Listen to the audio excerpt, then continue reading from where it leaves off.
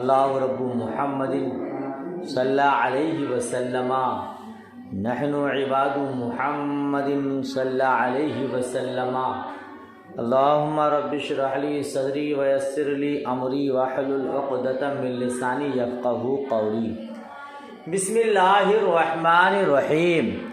ثم اورد المصنف رحمۃ اللہ تعالی علیہ دلیلا علی ما هو المختار عنده فقال لأن صيغة الأمر مختصرة من طلب فعل بالمصدر الذي هو فرد۔ اس سے پہلے بھی آپ چند اسباق میں پڑھا کہ امر نہ تکرار کا مقتضی ہے نہ تکرار کا محتمل ہے نا۔ اسی پر مصنف علیہ الرحمن ایک مزید دلیل تام پیش کی ہے، اس کو بھی سماعت فرمائیے۔ ثم اورد المصنف، پھر مصنف علیہ الرحمن نے اپنے قول مختار پر ایک دلیل لائے۔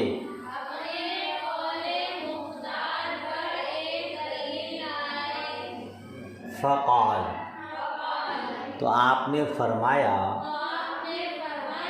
اس لیے کہ صیغہ امر فعل کو، اس لیے کہ ایسے مصدر کے ذریعہ طلب کرنے سے مختصر ہے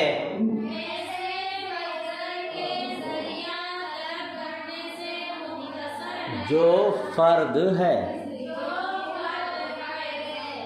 کیا ترجمہ ہوا؟ اس لیے کہ صیغہ امر فعل کو ایسے مصدر کے ذریعے طلب کرنے سے مختصر ہے جو فرد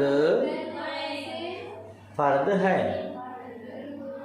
فرد کیا مطلب؟ اے حرف تفسیر کے ذریعے تفسیر فرماتے ہیں، اے انما لا یقتضی الامر تکرارا، یعنی یا امر تکرار کا تقاضا اس لیے نہیں کرتا ہے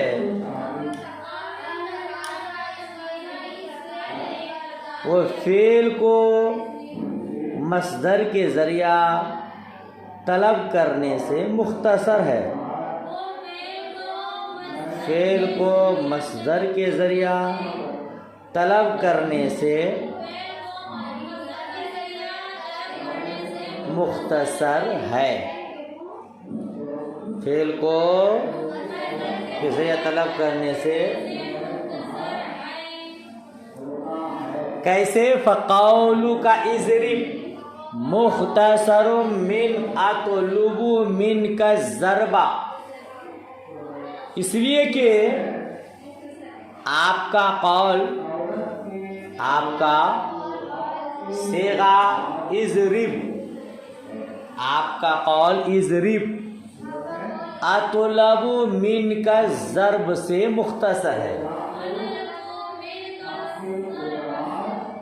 ترجمہ پہلے سماعت کر لیجئے، پھر مفہوم واضح کرتا ہوں انشاءاللہ۔ اس لیے کہ آپ کا قول صیغہ اضرب اطلب منک الضرب سے مختصر ہے۔ وقوله صلوا مختصر من اطلب منکم الصلاة، اور اس کا قول صلوا اطلب منکم الصلاة سے مختصر ہے۔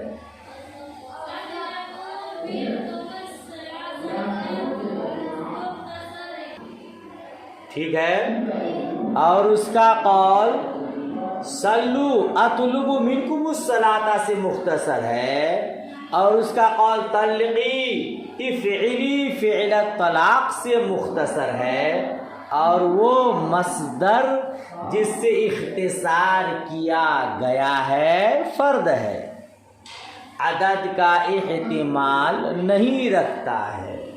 وہ کیف یحتمل، اور عدد کا احتمال کیسے رکھ سکتا ہے، اور عدد کا احتمال کیسے رکھ سکتا ہے۔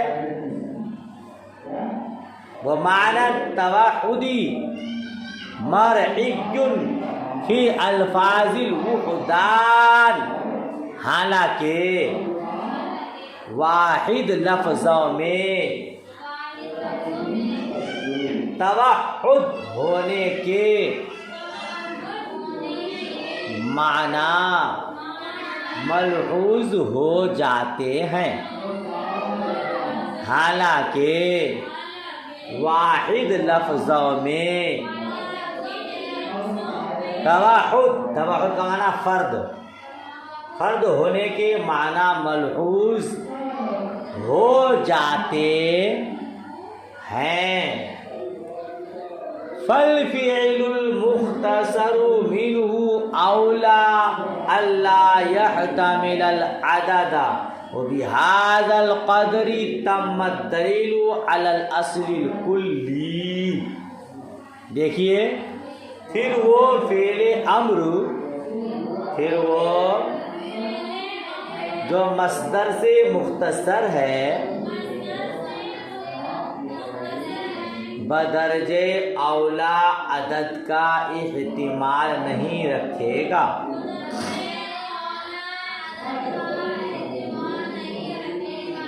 تو وہ فعل امر جو مصدر سے مختصر ہے بدرجے اولا عدد کا احتمال نہیں رکھے گا، ہے نا۔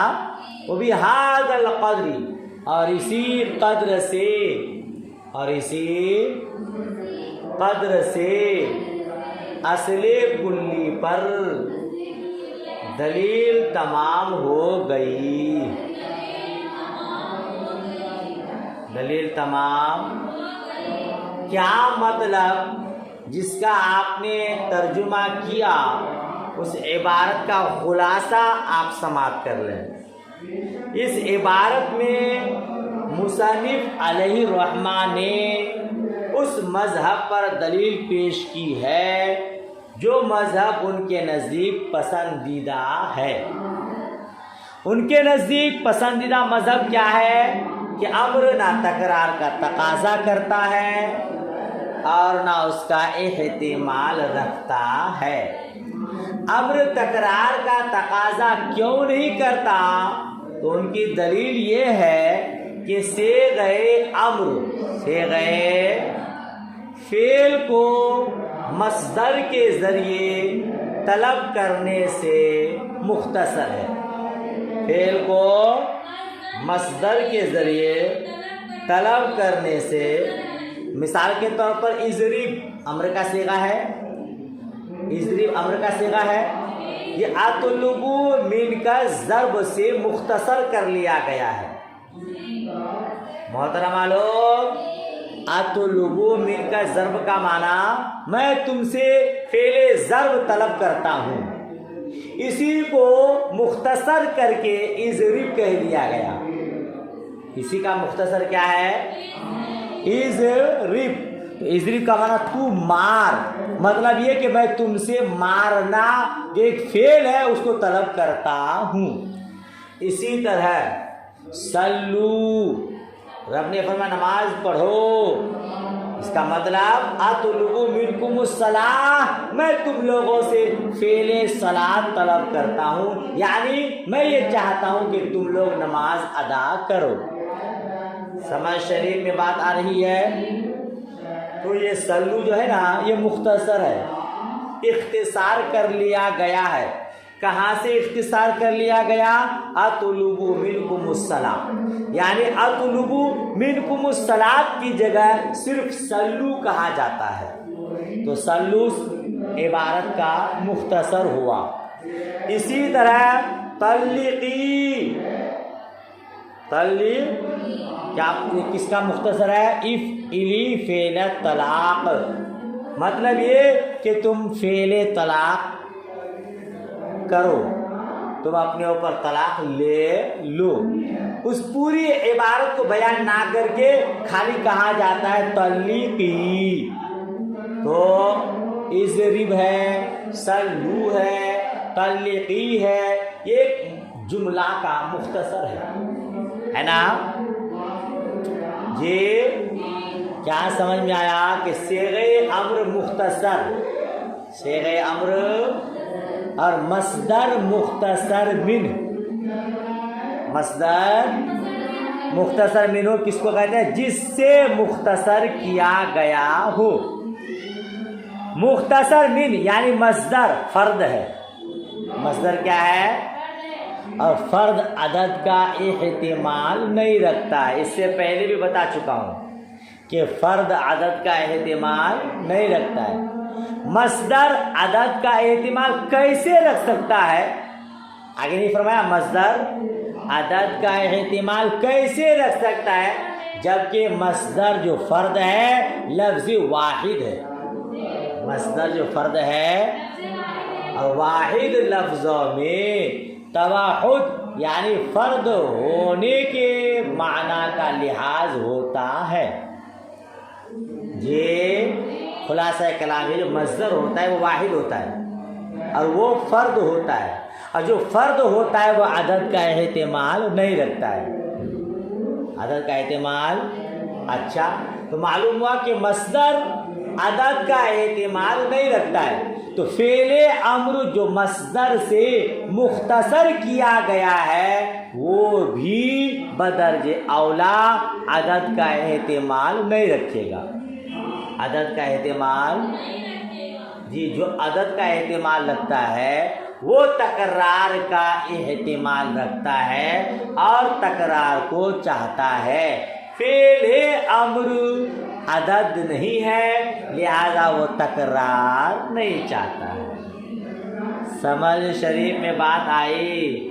مصنف رحمہ فرماتے ہیں اس قدر دلیل پیش کرنا بہت ہے، کافی ہے.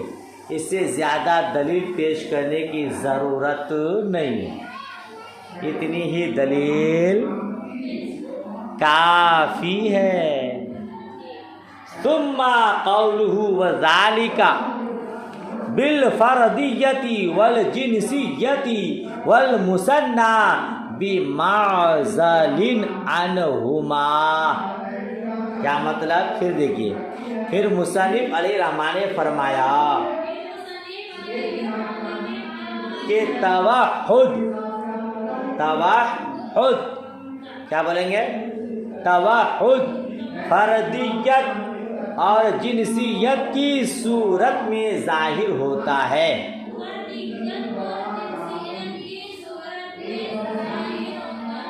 والمثنى بمعزل عنہما اور تثنیہ ان دونوں سے بالکل الگ ہے. تثنیہ نہ فرد ہے نہ جنس ہے نا. تو فردیت اور جنسیت سے الگ ہے. کیا کہنا چاہتے ہیں اس سے؟ بیان للمثال المختص اعلی قول طلقی نفسکی لأن الطلاق هو الذي يتصف بالجنسیت والفرد الحکمی ومعزلیت المثنى. سنیے گا محترمہ. کہتے ہیں اس عبارت سے ایک خاص مثال کا بیان ہے. اس عبارت سے ایک خاص مثال کا بیان ہے، یعنی طلقی نفسکی کی وضاحت مقصود ہے. یعنی قول طلقی نفسکی میں مراد لیتا ہوں ان کا قول طلقی نفسکی، کیونکہ طلاق ایسی چیز ہے. بولیے. لأن الطلاق هو الذی، کیونکہ طلاق ایسی چیز ہے جو جنسیت فرد حکمی اور تثنیہ کی علیحدگی کے ساتھ متصف ہے. ترجمہ نہیں ہوا کیونکہ طلاق ایسی چیز ہے جو جنسیت اور فرد حکمی اور تثنیہ کی علیحدگی کے ساتھ متصف ہے. نہیں سمجھے اس کو؟ دیکھیے، ایک ہوتا ہے فرد حقیقی اور ایک ہوتا ہے فرد حکمی. کل کے سبق میں بھی آپ نے پڑھا ہے. ایک فرد حقیقی ہے جیسے طلاق ہے. ایک طلاق فرد حقیقی ہے کہ اس کے نیچے کوئی فرد نہیں ہے. اور 3 طلاق کا جو مجموعہ ہے وہ فرد حکمی ہے. فرد حکمی ہے. تو تباعد چاہے فرد حقیقی صورت میں ہو اور فرد حکمی کی صورت میں ہو ظاہر ہوتا ہے. فرد حقیقی کی صورت میں توحد کا پایا جانا تو ظاہر واحد کا ہونا. فرد حقیقی ہے تو بلا شبہ وہ واحد ہے.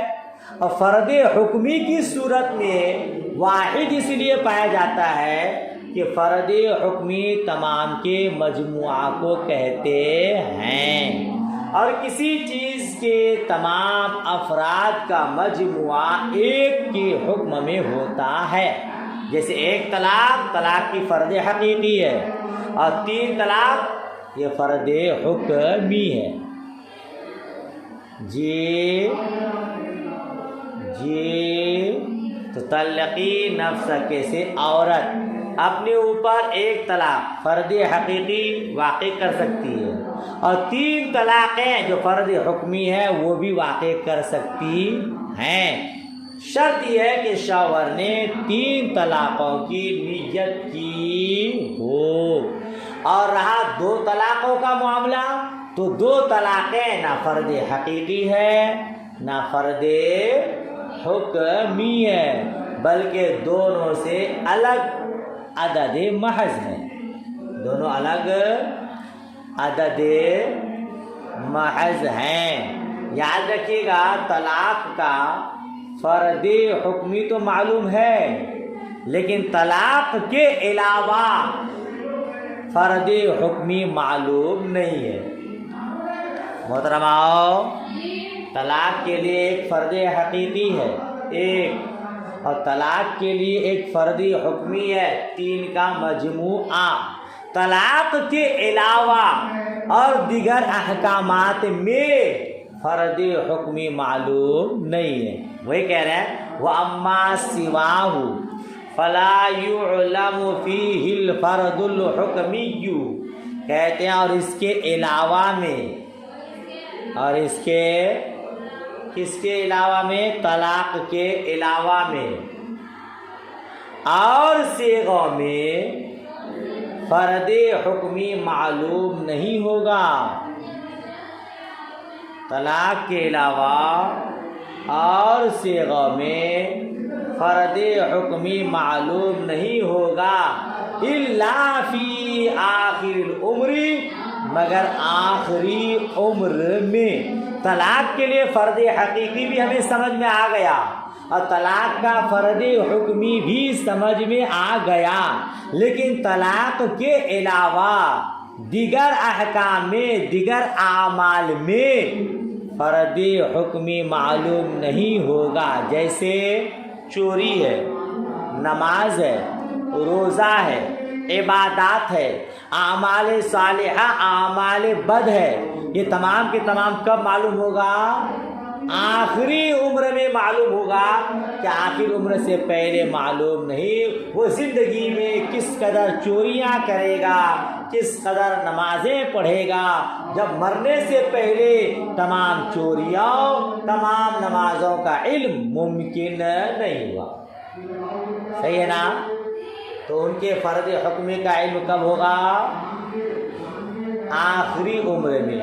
انتقال کے وقت معلوم ہوگا کہ اس شخص نے کتنی نمازیں پڑھی، کتنے روزے رکھے، کیسے اعمال صالحہ کیے. بس چلیے، بس دعا خیر میں یاد رکھیں. اللہ حافظ، خدا حافظ.